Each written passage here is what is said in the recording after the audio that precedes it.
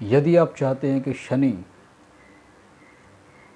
आपके जीवन में दुख, दारिद्र्य, कष्ट, संताप और अत्यधिक संघर्ष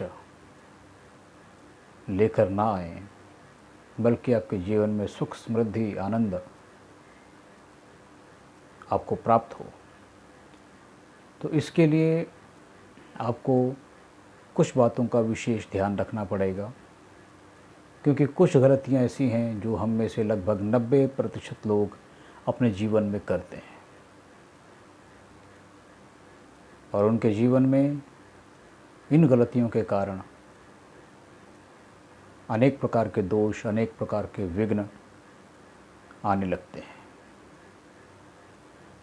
कौन से वो दोष हैं, कौन सी वो गलतियां हैं, आज हम इसी पर बात करेंगे।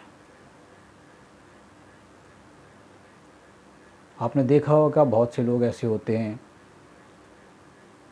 जो किसी की सेवाएं लेते हैं, जैसे किसी मज़दूर की, जो लोग बहुत ज़्यादा परिश्रम करते हैं, कोई रिक्शा चालक जो कि बहुत परिश्रम से अपनी आजीविका कमाता है, या इस स्तर के बहुत से अन्य लोग जो कि अपने पसीना बहा करके बहुत ही कठोर परिश्रम के द्वारा बहुत कम धन अर्जित करते हैं और बहुत कठिनता से अपना जीवन यापन कर पाते हैं। तो ऐसे लोगों का प्रतिनिधित्व करता है शनि।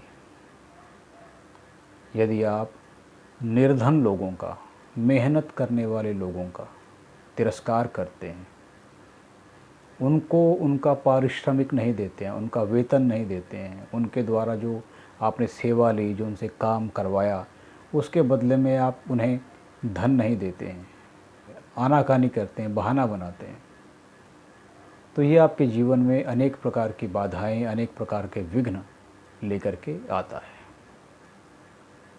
बहुत से ऐसे लोगों को आपने देखा होगा कि जो किसी व्यक्ति से बहुत कठोर परिश्रम करवा लेते हैं सुबह से लेकर शाम तक, और जब शाम को उसका पारिश्रमिक देने का समय आता है तो लोग बहाना बना देते हैं कि आज नहीं कल आना, या उसको जितना पारिश्रमिक देना होता है वो पारिश्रमिक उसको नहीं देते, उतना पैसा उसको नहीं दिया जाता, बहुत कम राशि उसको दी जाती है, और उसको कभी कभी ऐसा भी देखा जाता है कि उसका तिरस्कार किया जाता है, उसको अपमानित किया जाता है। तो इस प्रकार की जो घटनाएं हैं ये लोगों के लिए बहुत कष्टकारक आगे आने वाले समय में बनती है। क्योंकि ज्योतिष शास्त्र के अनुसार यदि हम बात करें तो जो भी ये मेहनत मजदूरी करके जो लोग अपना जीवन यापन करते हैं, इनका प्रतिनिधित्व करता है स्वयं शनि। शनिदेव इन सब लोगों के एक प्रकार से स्वामी होते हैं। यदि आप मेहनतकश लोगों का, मज़दूर लोगों का, इस वर्ग का विशेष ध्यान रखते हैं, इनकी जो आप सेवाएं लेते हैं, ये जो भी आपकी सेवा करते हैं, आप बदले में प्रसन्नता से इनको धन देते हैं या इनको वस्त्र इत्यादि भेंट करते हैं, कुछ मिष्ठान इत्यादि आप इनको देते हैं, तो इनकी प्रसन्नता से आपके अटके हुए कार्य, बनते हुए कार्यों में जो विघ्न आ रहे होते हैं वो दूर होते हैं।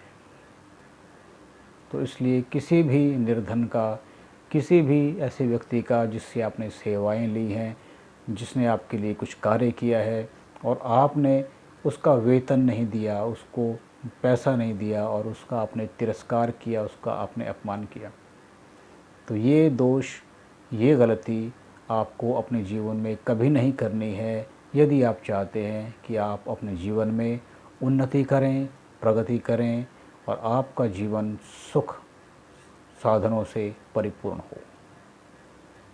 ज्योतिष शास्त्र में शनि को न्यायाधीश कहा गया है। बहुत से लोग शनि महाराज से, शनिदेव से डरते हैं कि उनकी महादशा तो बहुत कष्टकारक होती है। शनि कभी भी कष्टकारक नहीं है, वो केवल न्यायप्रिय हैं। न्यायाधीश उनको कहा गया है कि आपने जिस प्रकार के जीवन में कर्म किए हैं उसका रिज़ल्ट लेकर के वो आपके सामने आते हैं। जो आपने किया है एज इट इज़ उसका रिज़ल्ट आएगा।